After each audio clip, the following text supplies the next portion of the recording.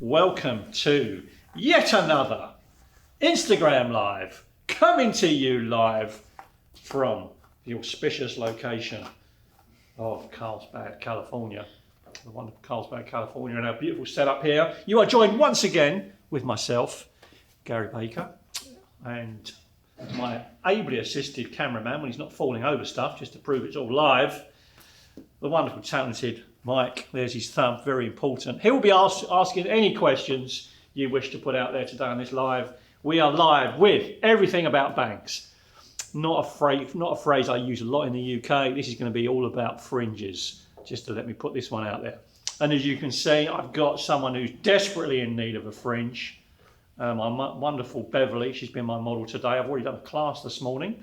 I'm hoping to have a little shout out to the colour bar that we did a little class for this morning already. I've got some of us hopefully going to join us. And we've got a little one pre-cut over there just to show you. Really nice, real 70s inspired shag haircut. And I've got one just waiting in the wings. And I've also got a couple of live models. Yes, real models that can cry, scream, bleed, whatever you like. They're going to come in and have their fringes cut live. So that's a really good one for us today. So we want to keep it real, people.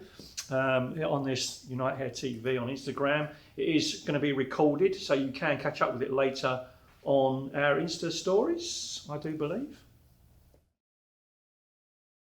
On Unite Hair TV, you can watch it again. So let's talk all about bangs, fringes today. Very, very important. And not only are they important because they were a massive influence we saw recently at Fashion Week as well. There were some real strong fringes coming in and some other haircuts, which I've got a really good trend report videos about that as well that you can see through here on this as well. We talked about hair trends, what we did at Fashion Week, so that was the last one.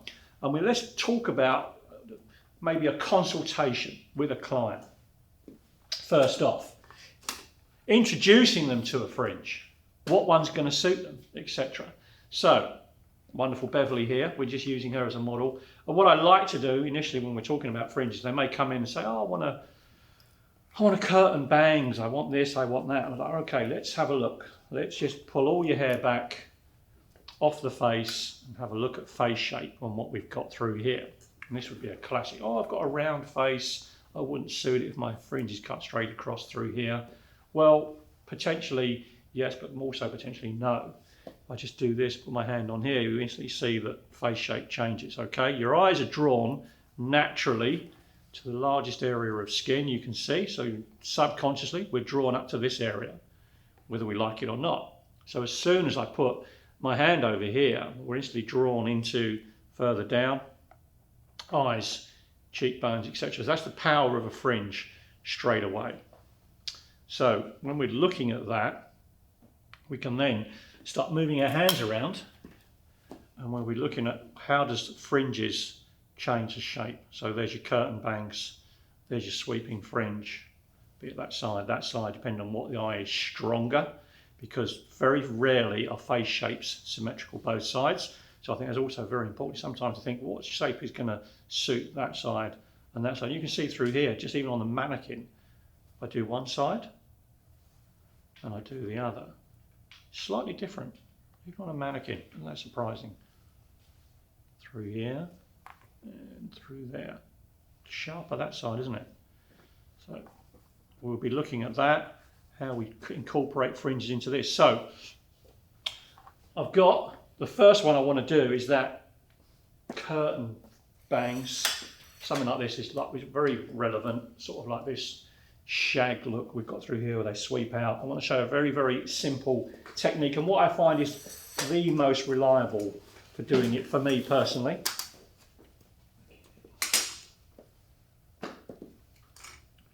We're just moving the camera around. I'll let the cameraman set him up where he wants to be. He's good. I'm going to let Mike talk to me as well today, because he never wants to talk to me, but I'm going to make him talk to me today, just to keep showing you that there is some other person on the other side of this. I am here, people. There you not go. lying to you. Here he is, at last. He's real. So, using my standard Unite shears, I love these for cutting fringes. Fantastic pair of scissors. How do we find the fringe? How do we make this concave fringe that is very, very relevant. And I'll just say, like my other model there, I want to give it some length because I think that's very relevant to how they're being worn at the moment. So let's have a look at things to consider straight away. Finding that apex top of the head, very, very important. So just place your comb on here and you can find out the round of the head. So what does that give us? That shows us where the hair will have natural fall. Natural fall being very important. You'll see this, why this is even more relevant when I do the live model in a minute. Finding where that apex is really gives me a great guide of where I'm going to place my section to open up the face. Because it takes make me from that apex, and I generally running 45 degrees off that and forward diagonal takes me down to recession very, very nicely through here. Excuse the model, but I wanted to find someone who had shorter hair, so we've gone for the male one on this one, but it's not a problem, it's all about technique. So 45 running from perpendicular to that section on the top, so that's his parting, so that would be profile, and then we have the 45-degree angle through here approximately. I'm not going to get a mathematical projector out and try and find 45 degrees because I don't believe that would be accurate. We just use that as an expression or a guide to give you a rough estimate. There's no way in a million years anyone's coming out with their set square and measuring angles. I'm going to use 7 seconds detangler as my cutting lotion as preference, purely because the hair is coarse and lacks moisture. But even in the real world, I could use this. It gives me even elasticity. So let's just comb all of that hair out of the way that I'm not going to be using. Let me just make sure this is nice and tight. There we go.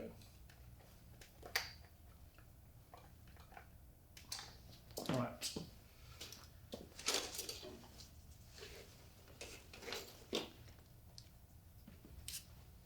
Just find a section clip. Bear with me, people. They just miraculously always disappear when I want one. Never mind.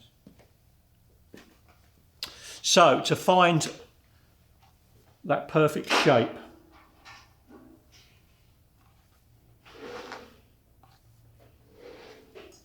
subdivide the hair off, depending on how much hair you've got. Placing behind.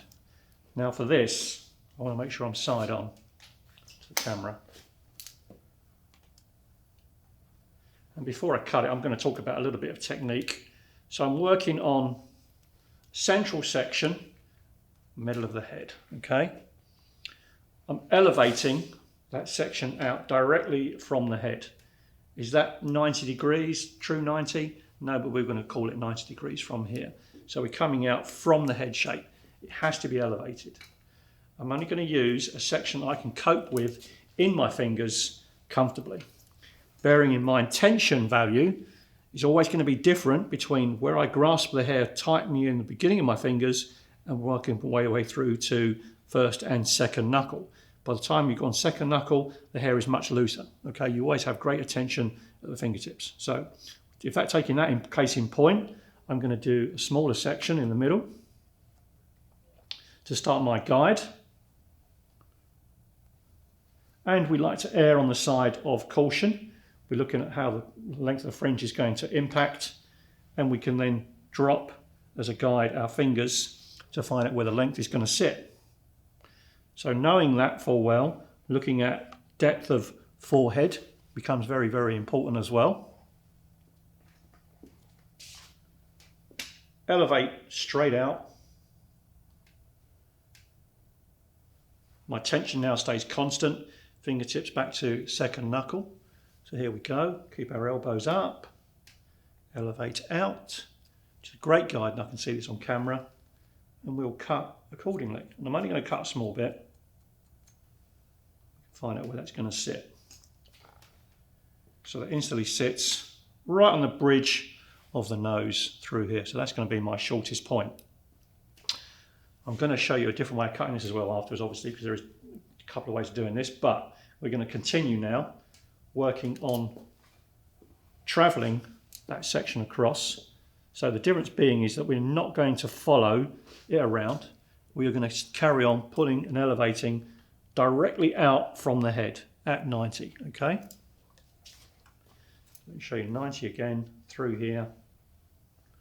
Keeping that nice and constant. And when I get to recession area, I am still elevating and pulling the hair out directly from the head. I'm not letting my fingers drift. It's coming out directly square. It's very, very important that you are square from the head, because to explain that, the hair curves, the head shape curves around here. So it's really important you counteract that by pulling the hair out directly from the head, square. So if I was drawing this on a board, I would have lines coming out directly with elevation. So elevate 90 from the head, directly in front.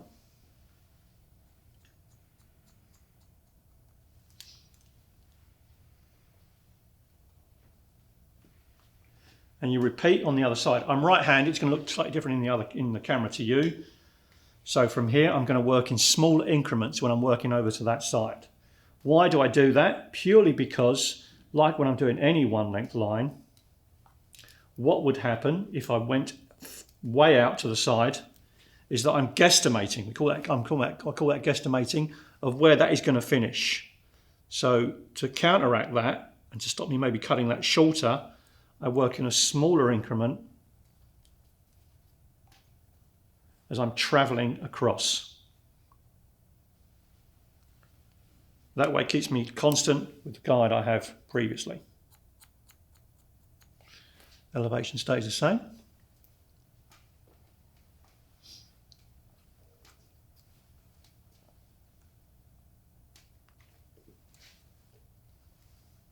Check my elevation. It's always good to do this in a mirror, side on, when you're doing a client, because this will check that you are square and your elevation stays constant. And you just repeat that on the subsection behind.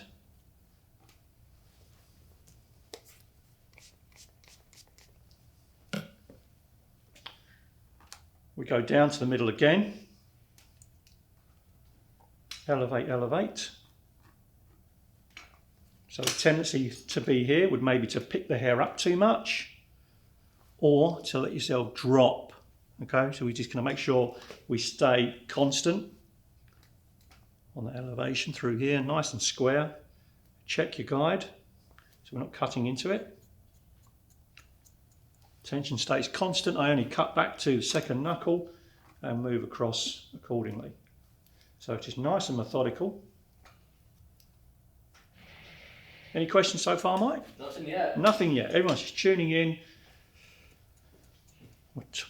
There's a little recap today. It's all about bangs, it's all about fringes today, people. So at the moment we're cutting a concave. I'm going to do a really nice square fringe, and then we're going to do a sweeping, and we're going to show a problematic one as well to deal with face shape.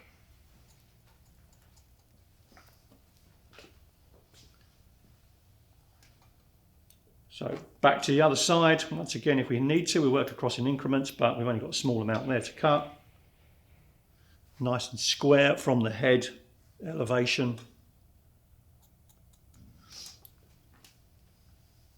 So yes, you have a little bit of graduation in the hair, which is not a problem, but consequently, what does that achieve? By pulling it out, it gives us the perfect concave fringe. Very, very simple. It gives you perfect balance both sides. So you're not cutting the fringe down here and then guesstimating where your curvature is going to be, because it's going to be very, very hard for you to get your angles correct coming up and across. Yeah, you can cross-check it a little bit afterwards, but to cross-check, because I've been working on the horizontal, another way of cutting this fringe would be to work out from central, elevation, and work this side on. So for me to cross-check it, profile section down the middle. Seems very serious in here today, Mike. It's very, very quiet. It's very intricate cutting. I don't want to disrupt you. There we go. Risk of you cutting All I your would hair. do then, you could say you could do exactly the same. That could be your guide if you prefer to cut this on the vertical. All you have to look out for now is you are going to travel across, slight diagonal forward. You then have to make sure that hair is pulled back to the middle. Okay, consequently, there's nothing to come off. You have to got make. an interesting question for you. Who's that? Daniel. Daniel. So what do you do if a client asks for very short bangs, but you know it's not going to look good that short or blunt? Don't do it. Simple question. I don't do it. Daniel, there's nothing wrong to say. Nothing wrong in saying I don't believe it's going to look right, and I won't do it. I think you should have a confidence level as a stylist at some point in your career to say that's not the type of work I like to do, and I don't think it was going to suit you. If they still want to do it, go ahead and do it by all means. But you know, it's because sometimes you've got to do work that you don't necessarily like, and your client wants it. Nothing wrong with that as well. But you should be within your realm as a hair cutter, artist, whatever, to say I don't think it's going to suit you, and then go back to that face shape and do the whole explanation.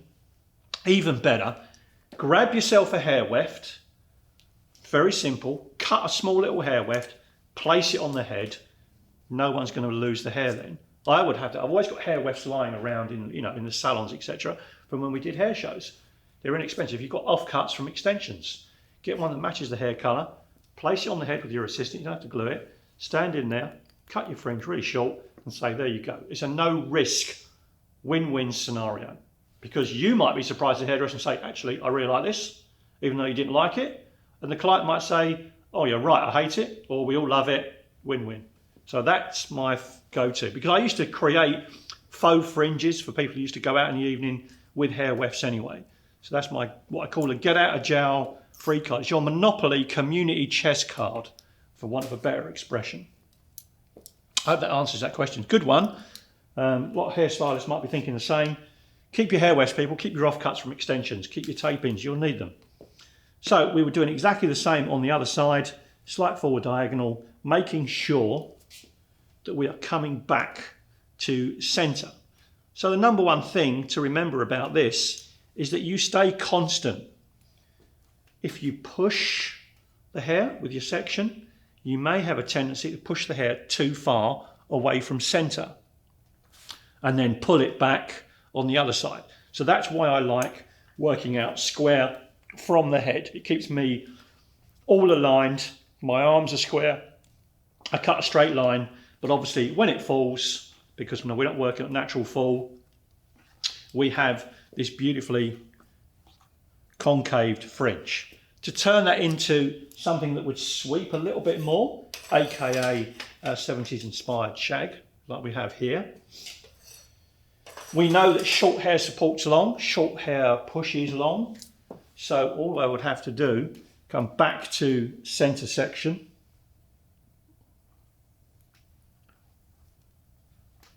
Now I've got options. I can slide cut through here in the middle, just alternately in some pieces.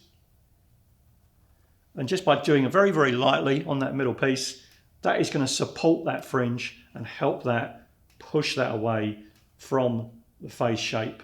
And then we have that lovely little 70s-esque shag haircut developing. So I hope you like that one. That is my go-to fail-safe concave fringe. Very, very relevant. And it really is all about the length of how you do this. I always think they look so much nicer when they are airing towards long. And offer your client, come in every 2 weeks to have it trimmed if you can. Because doing that on the eye line, doing it just below eyebrows where it's optimum, it's going to grow out very, very quickly, but it really makes your haircut look pretty good. That's number one from our series on the bangs. I hope you're enjoying this. I certainly am. It's a great subject of mine. So let's move on to something else. A weight bag on there. So I've got a client in long hair, very sort of one lengthy, wants to try out a sweeping fringe.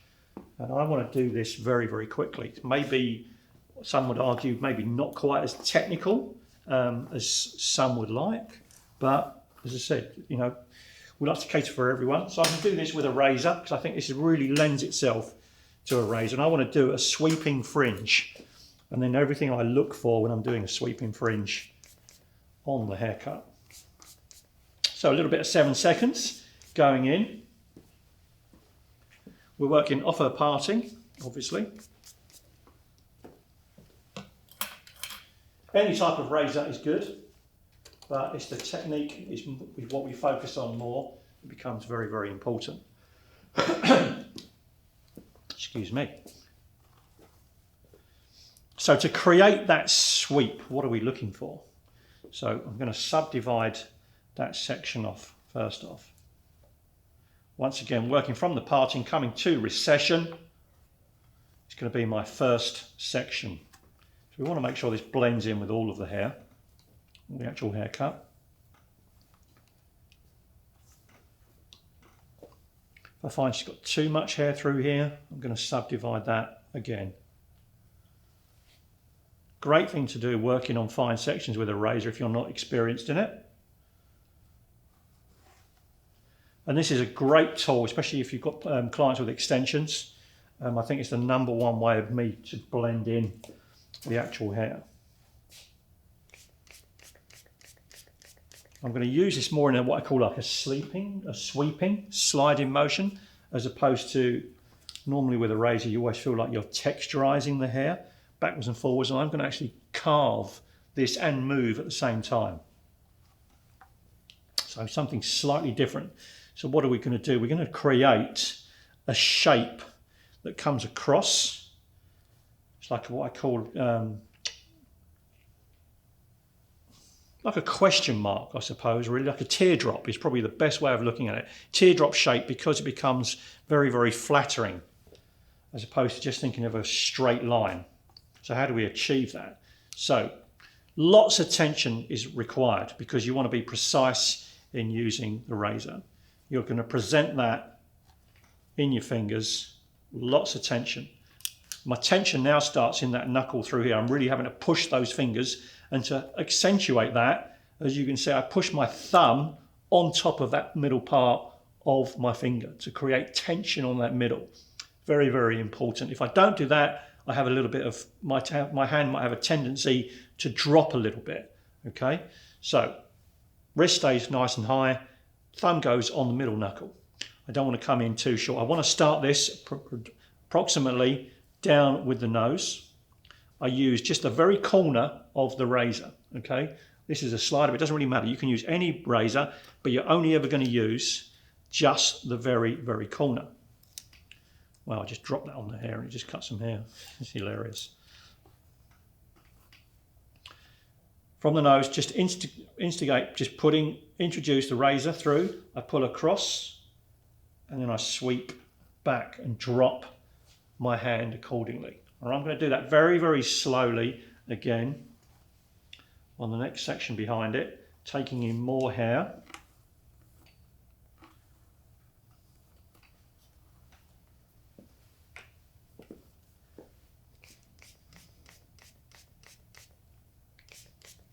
Any questions so far? Everyone waking up? No new questions. We've got some new people joining. So. Well, thanks for joining. Yet again, we are coming to you live to various parts of the world. It's been a really great, busy time for us. As things sort of coming back to some sort of normality. We've had some great shows, obviously in New York, and some of our teams in Europe went to done some shows in London and Paris, which was great. So reiterating that, we will be taking people signing up for Runway Ready for next year if you're interested. That's coming out very, very soon. Keep checking us out on Instagram for posts for that. But you can sign up to be registered interest to go into Fashion Week if you so wish. And that will be for New York and Paris in February. So I elevate, just like we did on the actual last fringe. Find my guide. Once again, just the tip of the razor. I come across and then I come back and I let the hair drop. Okay, it's very important. It's one sliding motion. And as you can see through here, you're starting to get a really nice line develop that is shorter in the top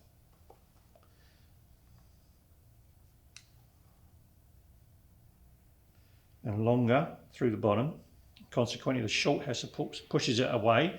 And what does that do? It starts giving me this teardrop shape develop through here, which cuts across the eye, sweeping, and then cuts around the cheekbone and comes back to the jaw. Very simple, very, very flattering.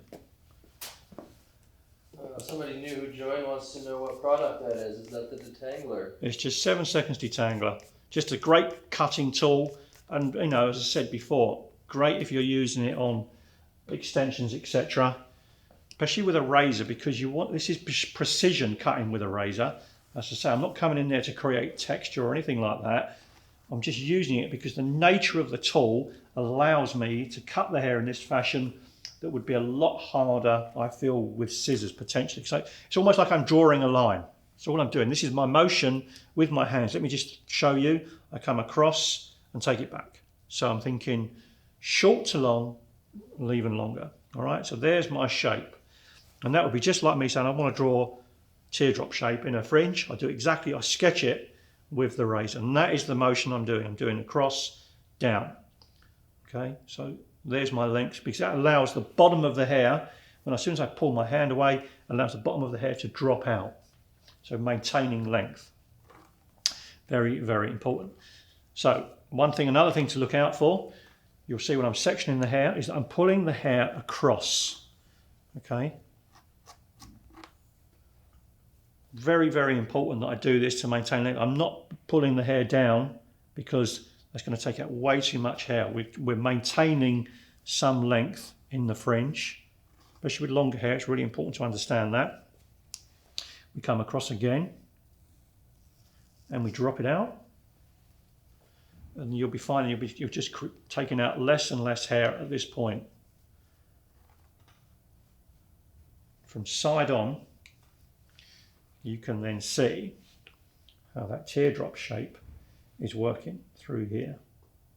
Okay, maintains great drop in the length. So if you want to create a one length look more in the bottom, absolutely fine. You just move your hand away faster and it allows your hair the hair to drop out. If you want to put more layers in there, continue on full and just run the razor down. So like full graduation, I can stand here and I will just run the razor down a straight line.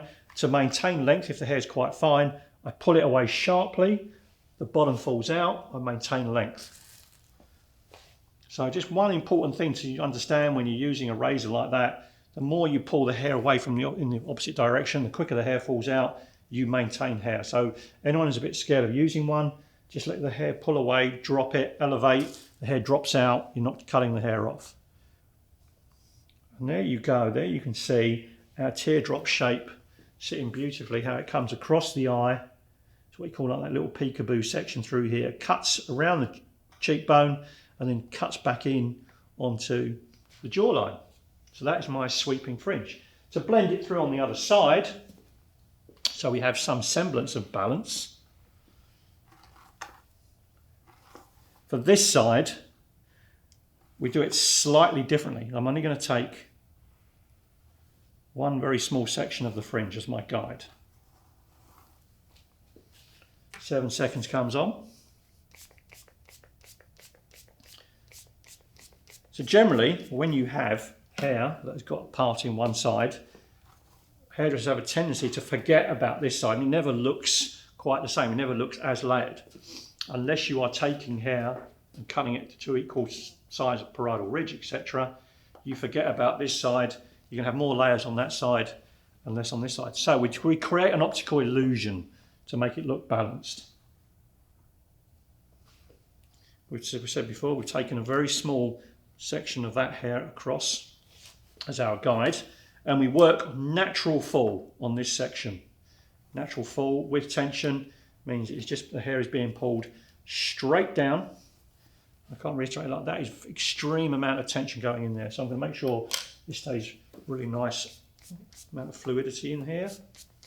Plenty of 7 seconds.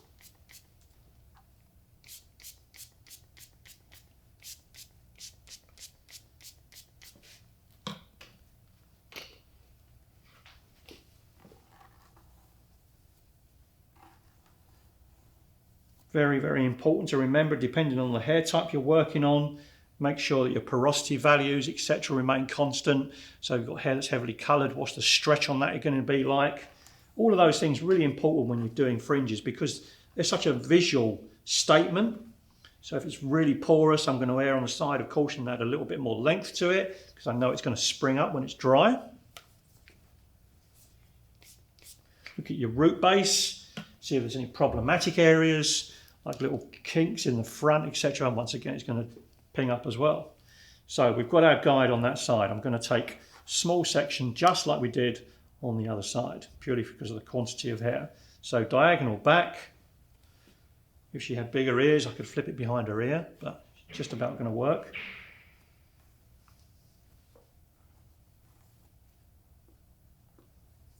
So working on a section that is comfortable and I can work easily with within my fingers. I work natural fall and just come straight down. Once again, just the very, very corner of the razor. And I just come straight down the hair and let it drop out. Okay, I'm going to do that again.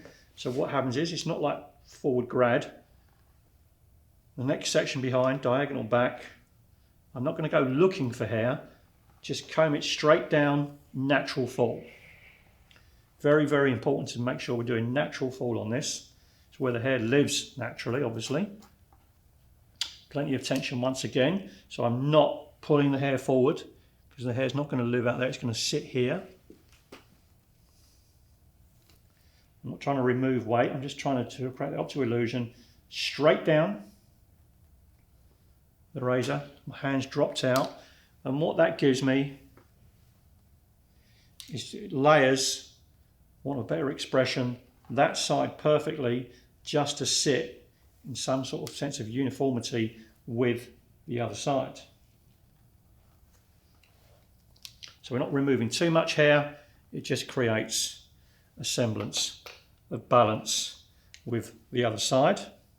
Through here, we now have our teardrop fringe sweeping through this side.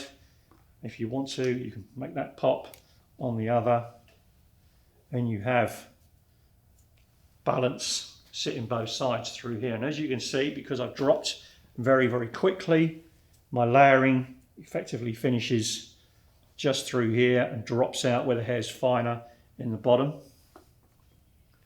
And there we have my sweeping teardrop with balance both sides. Very much what I call like a long hair's model look to it, where you would have this sitting through. So hopefully that's explained adequately. Correct me if I'm wrong, but I think you used this technique on a Cut It episode.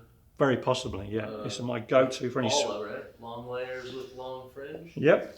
Absolutely, yeah, that was a razor cut. Yeah, so absolutely. So you can watch this on one of our Cut It episodes on Unite Hair TV, on unitehair.com. You can see that one done live on a full haircut. So it's just long layers, sweeping fringe. So now let's go over to our live section. Live. We love a live model. So I'm going to introduce the wonderful Anna. She's going to come in. We're going to talk about her fringe. Take a seat, Anna. Hi, Here guys. she is. Anna's one of our lovely house models. I'm going to get one of my assistants to get me a cape. Let's just have a look. Before Anna puts a cape on, this is very important. Doing consultations with a client. Let's have a look. Let's think of, like, I've asked for a cape, but I don't want to put the cape on. That's why I've got to sit here straight away. Very, very important. I want to see maybe how she comes in, what she's wearing, etc., to see what her look is. So I know she's got her model clothes on today, but you know, she may come in work clothes, and I want to see what she's wearing to get a complete picture of her, because we do that subconsciously. So then I can do my consultation and maybe what she's wearing, because it's too easy to just do this, put the cape on, and then we're just looking at that, and we don't really take in the whole picture of from here all the way down to shoes, etc. So we're doing something that's very, very appropriate for the client, etc. So we'll leave it off just for a second while we do my consultation, or have a look at maybe what problematic areas are. So she's got a fringe, and it's, I call this like a a little 14-year-old schoolgirl fringe. Want a better expression? So it's short-ish, but we want to give it a different edge to it. But what I've pointed out to her is that, now I've sort of straightened it out because it was like slightly different when she came in, is that let's have a look. Does it suit her face shape? And what are we seeing? Are we seeing a fringe? Because when her hair falls a natural fall, it pretty much disappears. We're only really ever seeing that tiny bit through here. So we want to open up maybe the face shape. And where's the problematic areas is that, once again, we look at curvature of the head through here. Let's move your head to the side, Anna, just side on. We can see through here. Great flat shape on the top of her head. How good is that? And that's maybe why she's a model. And you can see like the curvature right in there. I'll leave my finger in there approximately, spin back round. So there's some hair through here that just wants to fall in front of the face when it's out. And she's experienced that. She said, yes, it's always falling down and the hair separates a little bit. So that should be incorporated in the fringe. And then we're looking at, especially when the hair is down to the side through here, natural fall, it's cutting into eyes, cheekbone, etc. So if we just move that, just have a look what's going on through here, where recession is. We should be looking, maybe that should just be a little bit wider. So we can go one of two ways. We can go very, very technical with it, just like we've done on the other fringe, or we can come in and we can do something a little bit more freehand and really cut what I call cut visually, because there's plenty of hairdressers who like to cut visually. So we've done one that's technical. We go back to do a technical. Let's do this one a little bit more visually, because I just find, especially with models, etc., they have the hair cut off camera. They're always done very, very quickly. But although we say it's visually, there's still some method in our madness. So bearing in mind, we now know where we straighten the hair. We're just making sure we're combing this down natural fall. So we're going to start on the middle, and because I want to do the optical illusion of extending her fringe a little bit more, making it a little bit thicker, we're having a look. Areas underneath as it falls down. Is there balance in there? Just move some hair to the side. So you can see through here, we've got a little bit more hair through here as opposed to that side. So we definitely want to even all that up to start with. So I'm just going to get you to spin on the chair. Thank you, just about there.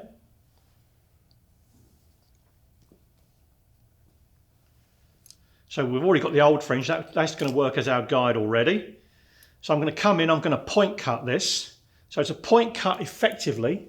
I'm going to move don't worry, I'm going to find the proper angle for you. I'm probably going to come in this side, let's have a look. Come around this way a little bit. Yeah, that's better. Mike's allowed to tell me to move. That's good. Yeah? Well, you might screen it when you come in with the scissors, but we'll see.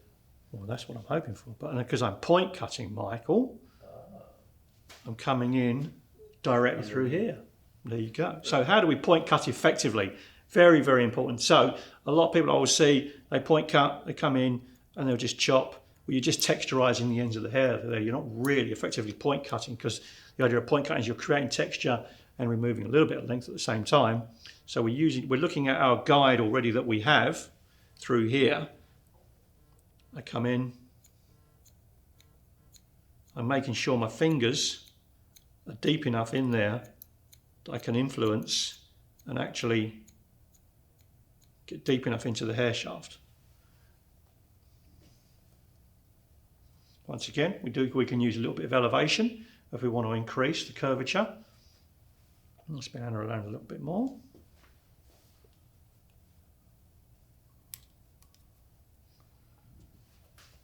A little bit of elevation coming through here. And as you can see, perfectly correct angle. What I'm doing is, you see through here, my scissors are not coming in at an angle to point cut. Okay, nothing wrong with that, but all you have to bear in mind, argument's sake, if I'm working from this side and point cutting this direction, it's going to force the hair to maybe move that direction when it sits down. You've got to make sure you reverse that trend on the other side and point cut accordingly.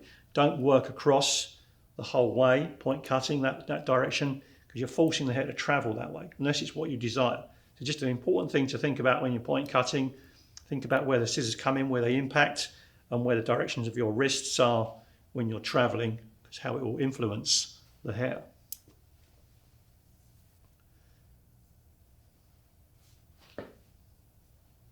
So working natural fall.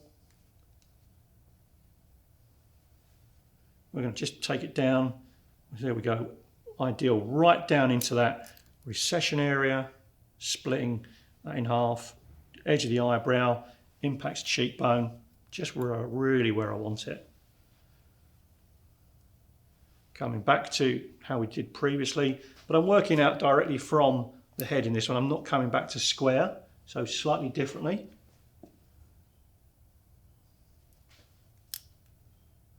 I use my fingers under here to support the scissors, and I'm working across.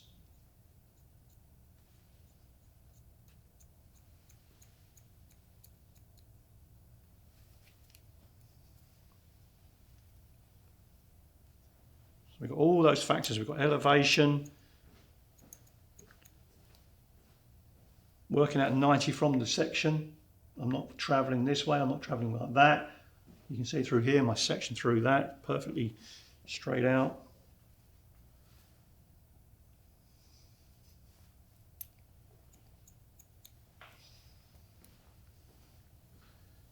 Through here. I'm going to deal with this a little bit. I'm going to show you a little trick, something a little bit more precision through there. And then we do exactly the same on the other side. And there you can see, wow, look at that, just an instant change. Open up our eyes. So we look at the comparison with this side. What side do we prefer? I do a little comparison. I'm just going to split you off that way. Do we like this side? I know what's going to happen. I'm going to do that, and I'm going to do that, and everyone's going to say, oh, we like this side way more. So we've got to get back into this. We're point cutting. We're showing out what happens, natural fall.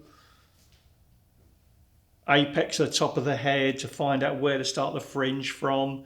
And let's just talk about that as well. That's a really important one, I find, because sometimes if you don't find that, especially younger hairdressers have done this, they don't really know where to find that fringe, and consequently they then pull hair from too far back, maybe up here, cut that here, and then of course it doesn't sit there, it doesn't live there, it sits back here, and consequently what happens is they've got a line suddenly appear in the back of the haircut, and they're thinking, oh my God, what have I done?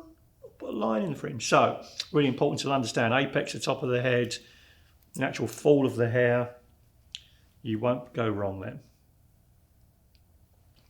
So once again, we take the hair down, really nice clean section. So you've got options. You could do this wet. Some people like to do it dry. So say I've straightened all the hair out to make sure I've really got rid of all the kinks. Blow dried as well. So we really have tried to sort of like take away all those little probabilities, really, that could go wrong for us. And then we finish up with what we have left to get rid of. So there we see we've got hair that's falling from the top, a bit long, different sort of length finishing through here. So same again as we did the other side. We're following our section, guideline, working across, scissors are coming in perfectly 90 to the head. As I said, can point cut beautifully. We're resting the shears on my fingers. See, it's very, very simple, nice and methodical, and we're influencing that fringe by point cutting into midsection.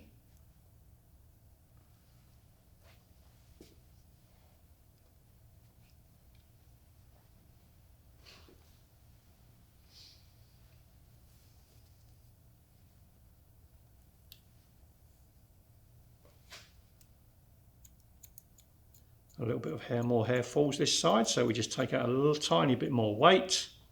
I'm really not being too aggressive with the shears through here. I'm also almost letting the apex of the shear do some of the cutting. So I'm just sort of like caressing that hair, just a small amount.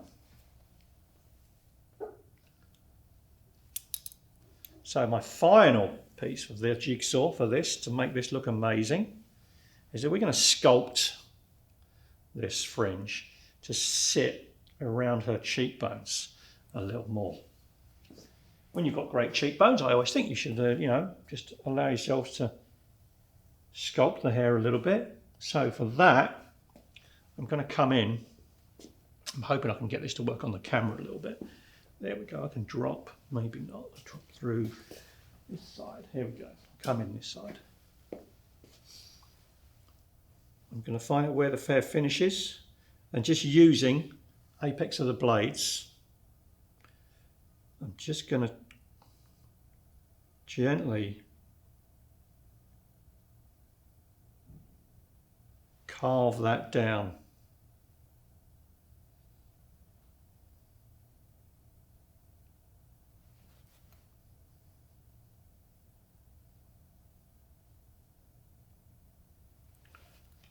And all that allows me to do is just to make sure that hair just sits around that cheekbone. I'm not taking away a huge amount of hair.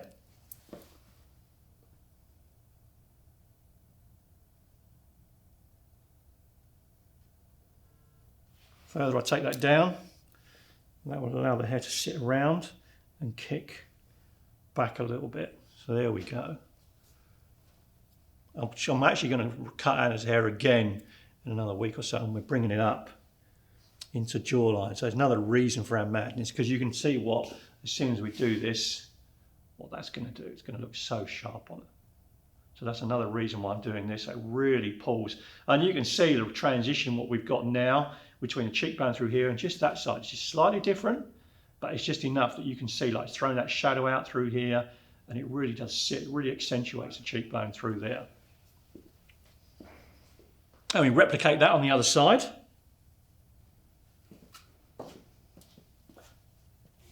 For this one, I'm going to come over the top.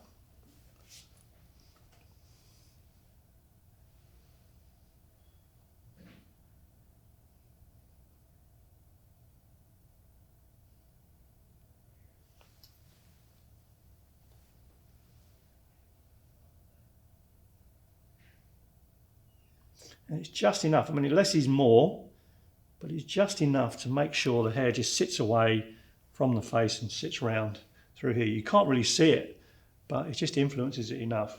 So there we have, dealing with what I call a problematic fringe. Shame we didn't have a little before and after, but now once we shake it all out, let's have a look.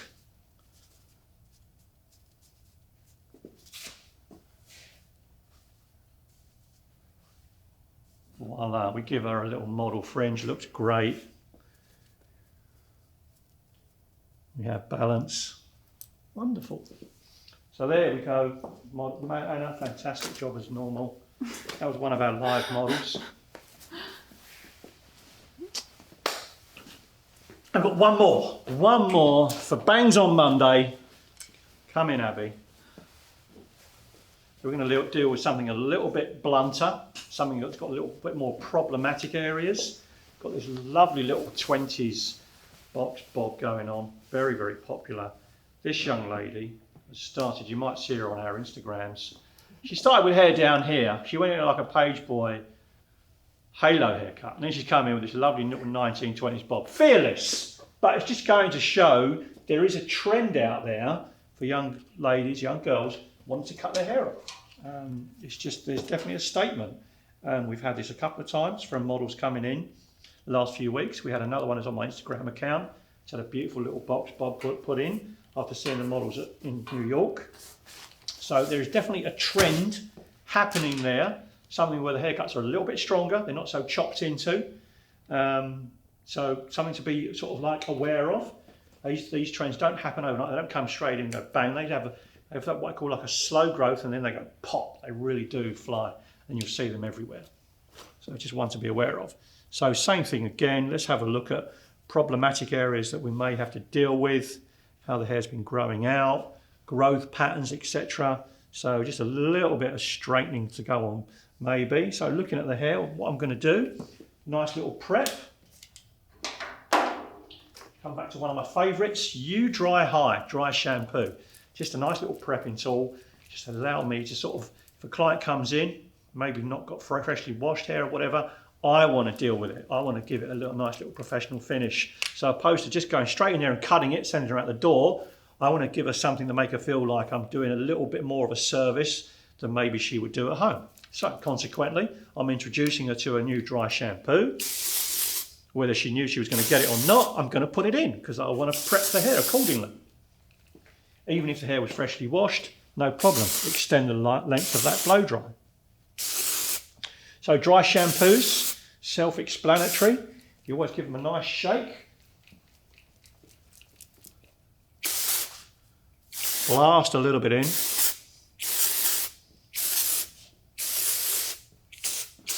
And for me, personally, to get maximum bang for my buck with the product, I like to come back in with a hairdryer and use a bit of cold air just to make sure the product applies really, really nicely through the hair.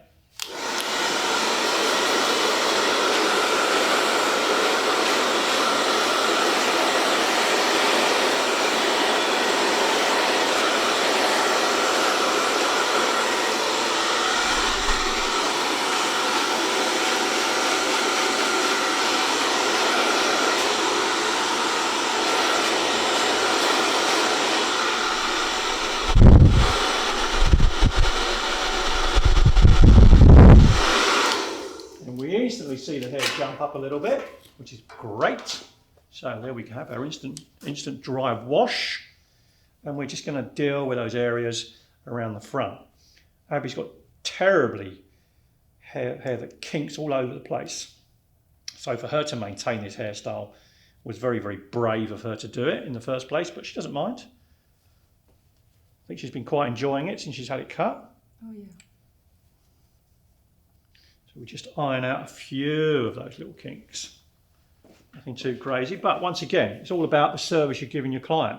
Just showing that you actually do care about the presentation of your haircut, etc. I don't want to make this a very, very quick 5-minute trim.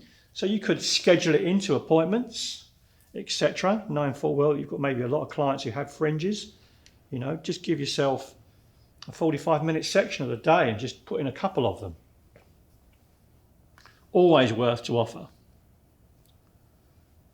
I'd rather do that and sit around in the staff room talking about Love Island, The Bachelor, if Jared's watching. Because I don't even know what they are anyway, those programs anyway. But, you know, I'd rather do that, just sit around in the staff room. The more I can get out of the staff room, the better. Dealing with my clients, interaction, etc. Showing myself on the salon floor. And just, you know, creating a conversation point, really, really important. That interaction is so valuable. Especially young hairdressers, to understand how do you build a clientele quickly. Doing things like this is going to make a huge difference. Or if you move states and you've got to build your clients again, doing things like this, sectioning out times and you once a week and letting people know that you've cut fringes. Yes, I do fringe trims. I do hairlines, etc. Just to make us know what we're dealing with. And when I'm happy, then we can say, okay, now we know what needs trimming, what doesn't. Like, I think you need a haircut in 2 weeks. Let's make sure we schedule that in. So there's another little useful tip. It gets the client nodding yes in approval a lot of the time. I think you're right. So if they're not pre-booking, you're forcing them to pre-book. Very, very important because you are going to become super busy this time of year, moving into the holiday season. You guys with your Thanksgiving and then Christmas, because the hair police come round and they check everyone's hair looks great over Thanksgiving and Christmas. Because we always hear that expression, I need to make sure it's all nice and straight for the holidays. You don't want grandma looking at your fringe and saying, oh dear, who's been cutting your hair? You've been doing it yourself?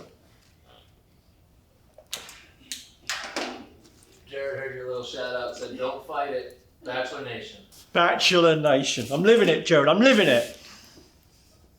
This has been a great live today. So I want to do a little shout out for our lives. The next one, Foundational Hair Up, Monday, October 25th, 10 o'clock Pacific time. That's going to be 1 o'clock Eastern time, 6 o'clock in the UK, 7 o'clock rest of Europe. 5:30 if you're on Mars and anywhere else in the galaxy. Okay. just sharpen her up. Same again, we're going to come through middle section, tension, tension, tension. So I'm now working one finger's depth meaning that I'm actually working flat on the head. Okay, my tension stays constant.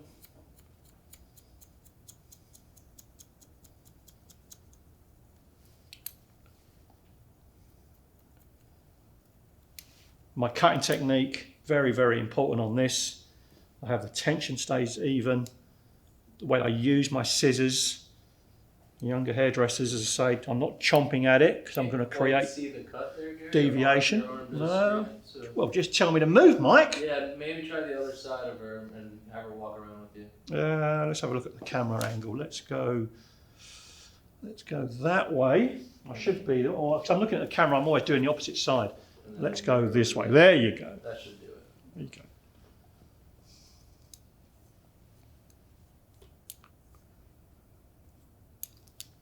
Much better.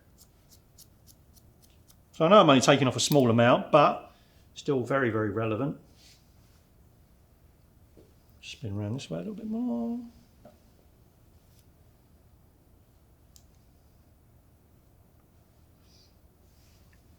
So Abby's got very, very strong growth amount of hair through here. I'm going to cut one finger's depth, but if I can cut on skin, I will cut on skin. Let's find out where that hair's coming from. There we go. Get that out of the way. That's in a hairline from below. So one finger's depth.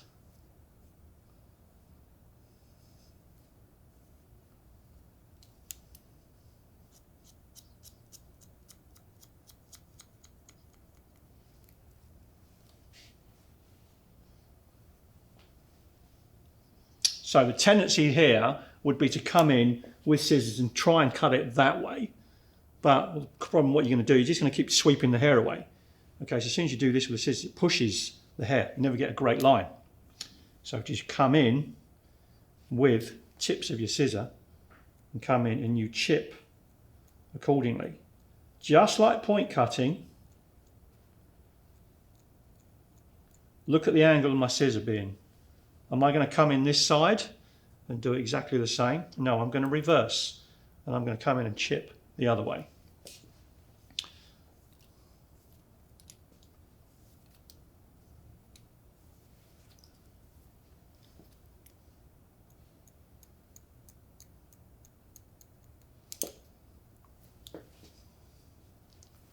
Once again, factors to look at. Is this far enough back? Does that open up cheekbone? And we've got that right on the apex of where the cheekbone's at its height there.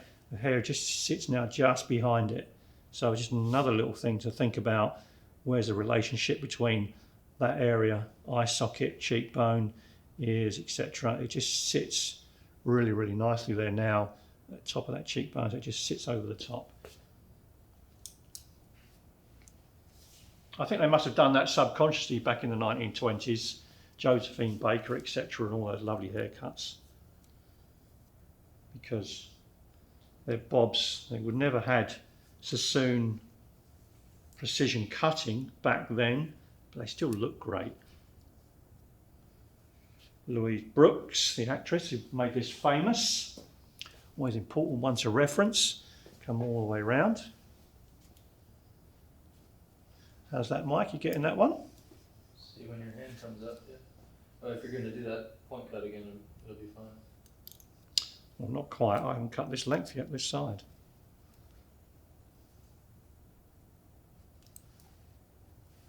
Very good.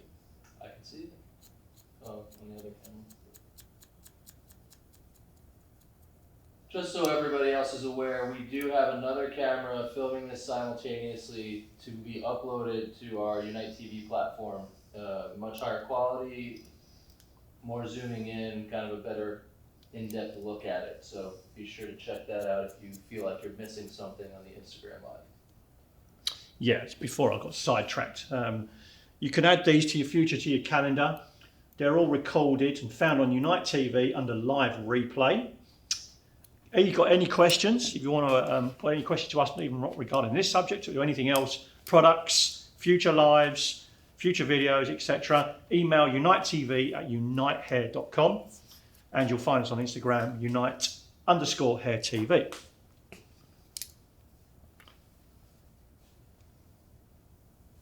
So once again, we're going to come in, we're reversing the angle of the scissor through here, and we point cut, chisel that away.